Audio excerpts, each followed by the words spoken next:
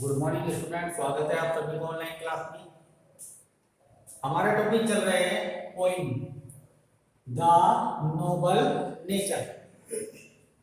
देखिए, इसमें हम दो स्टैंजा के बारे में पढ़ चुके थे और हमने बात की थी किसके बारे में। एक तो ओक के वृक्ष के बारे में, ठीक है, और दूसरा लिली के पौधे के बारे में। ओक का जो वृक्ष होता है उसका जीवन काल कितने वर्ष तक का होता है? 300 ईयर, 300 वर्ष तक, ठीक है। और जो लिली का पौधा होता है उसका जीवन काल होता है केवल कितना? 1 डे, एक दिन। और इसका कितना होता है? 300 ईयर्स, 300 वर्ष तक, ठीक है। तो नोबल नेचर यानी कि अच्छा स्वभाव। देखिए, it was the plant and flower of life. It was the plant, plant का अर्थ क्या होता है? पौधा। क्या होता है? प्लांट का अर्थ होता है पौधा। कि ये जो पौधा है कैसा है? इट वाज द प्लांट, यह एक पौधा होता है। एंड फ्लावर, फ्लावर यानी कि फूल होता है। ऑफ लाइट, लाइट यानी कि प्रकाश का। लाइट का अर्थ क्या होता है? प्रकाश का। कि ये जो पौधा या क्या होता है, फूल जो होता है वो किसका होता है? प्रकाश का होता है। अर्थात हमें प्रकाश की तरफ बढ़ने के लिए क्या करता है? अग्रसर करता है। किस पौधे के बारे में बात कर रही है? लिली के पौधे के बारे में बात कर रही है, ठीक है। आगे देखिए, in small proportion, in small, small का अर्थ होता है छोटे, प्रोपोर्शंस, प्रोपोर्शंस का अर्थ होता है अनुपात में। क्या होता है? अनुपात में। कि यदि हम एक छोटे से अनुपात में देखते हैं, वी जस्ट, जस्ट यानी कि हाल ही में, ब्यूटी, ब्यूटी का अर्थ होता है सुंदरता। क्या होता है? सुंदरता। सी यानी कि देखते हैं।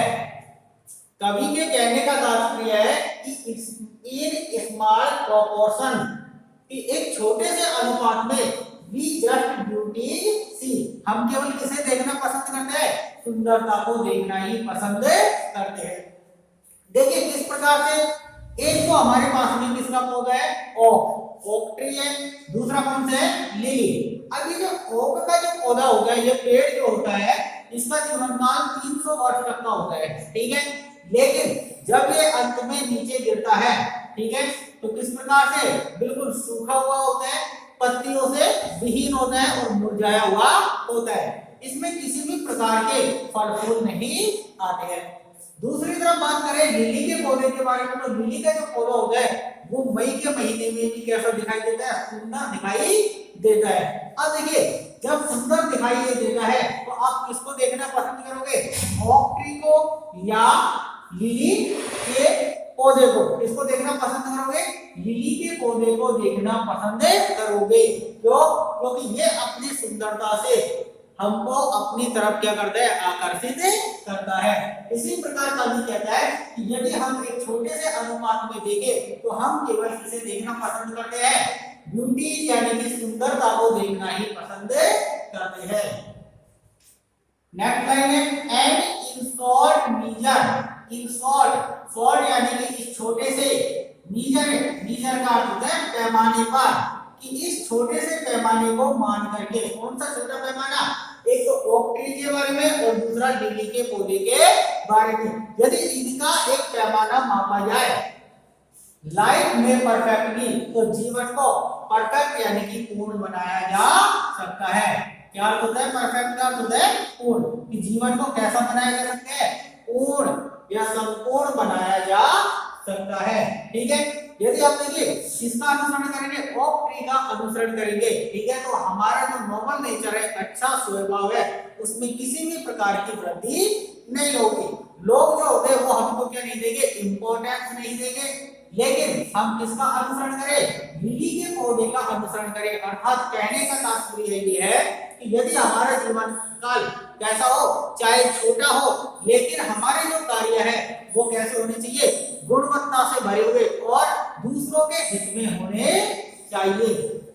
यदि हम इस प्रकार का कार्य करते हैं तो हमारे जीवन कैसा हो जाते हैं? परफेक्ट यानी कि संपूर्ण हो जाता है। क्लियर है? एक बार फिर से देख लीजिए।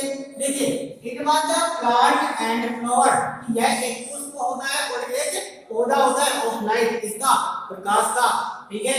इन स्मॉल प्रोपोर्शन, हम एक छोटे से अनुपात में, वी जस्ट ब्यूटी सी, हम केवल किसको, सुंदरता को देखना ही पसंद करते हैं। एंड इन शॉर्ट मीजर, और एक छोटे से पैमाने पर, लाइफ में परफेक्टली, एक इसी छोटे से पैमाने के आधार पर हम भी अपने जीवन को कैसा बना सकते हैं, संपूर्ण बना सकते हैं। क्लियर। अब देखिए इसी के साथ में हमारी पोएम द नोबल नेचर यहीं पे समाप्त होती है। इसके बाद में अगली पोएम आती है ए बॉयज सॉन्ग। अब बात करते हैं ए बॉयज सॉन्ग। देखिए ये जो पोएम है ए बॉयज सॉन्ग, इसका अर्थ होता है, क्या होता है, एक बालक का गीत, ठीक है। ये जो पोएम है ए बॉयज सॉन्ग, इसका अर्थ होता है एक बालक का गीत, ठीक है। अब देखिए इसका जो पहला स्टैंजा है क्या दिया गया है, बिकॉज़, बिकॉज़ का अर्थ है क्योंकि, I said no snare, said, said का अर्थ होता है, क्या होता है, व्यवस्थित करना, व्यवस्थित करना, ठीक है। आई सेड नो स्नेयर, और स्नेयर का अर्थ होता है जाल, क्या होता है, जाल। जो कवि है, इस कविता का जो बाल कवि है वो क्या कहना चाह रहा है, बिकॉज, क्योंकि, आई सेड नो स्नेयर, कि मैं किसी भी प्रकार का जाल व्यवस्थित नहीं करता हूँ। अब देखिए जाल व्यवस्थित क्यों किया जाता है, पक्षियों को पकड़ने के लिए, लेकिन ये जो बाल कवि है वो किसी भी प्रकार का जाल व्यवस्थित नहीं करता है। बल्कि लीव, लीव का अर्थ होता है छोड़ना, लीव का अर्थ होता है छोड़ना, ठीक है। बट लीव देम, बल्कि उनको छोड़ देता है। फ्लाइंग, फ्लाइंग का अर्थ होता है क्या, उड़ने के लिए, फ्लाइंग का अर्थ क्या होता है, उड़ने के लिए, उड़ने के लिए। और फ्री, फ्री यानी कि आजाद, क्लियर। अब देखिए बट लीव देम, बल्कि लीव यानी कि छोड़ देता हूँ, देम यानी उन्हें, किन्हें छोड़ देता है, पक्षियों को छोड़ देता है। फ्लाइंग यानी कि उड़ने के लिए, और फ्री यानी कि आजाद। जो कवि है वो कहना चाह रहा है कि मैं उनके लिए किसी भी प्रकार का जाल व्यवस्थित नहीं करता हूँ, बल्कि उनको मुक्त रूप से या आजाद रूप से उड़ने के लिए छोड़ देता हूँ, ठीक है। उसके बाद में देखिए all the birds, all the birds, birds यानी कि पक्षी, ऑल द सभी प्रकार के जो पक्षी हैं, ऑफ द एयर, एयर का अर्थ होता है यानी कि हवा में विचरण करने वाले, हवा में विचरण करने वाले, क्लियर। बिलोंग, बिलोंग यानी कि संबंध रखते हैं टू मी, मुझसे, अर्थात क्या हुआ इसका कि all the birds of air, कि हवा में विचरण करने वाले जो सभी प्रकार के क्या है, पक्षी है, बिलोंग टू मी, मुझसे संबंध रखते हैं। एक बार फिर से देखिए लाइन को, देखिए because I said no snare, क्योंकि मैं किसी भी प्रकार का जाल नहीं बिछाता हूँ या व्यवस्थित नहीं करता हूँ।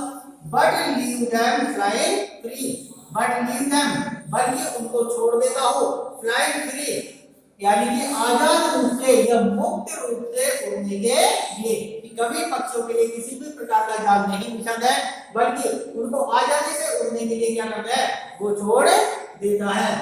All the birds of the air, और इसी कारण से हवा में विचरण करने वाले जितने भी पक्षी है, बिलोंग टू मी, मुझसे संबंध रखते हैं, ठीक है। अब इसके बाद में इसका सेकंड स्टैंजा आ गया, उसका अध्ययन करेंगे हम अगले वीडियो में। Thank you.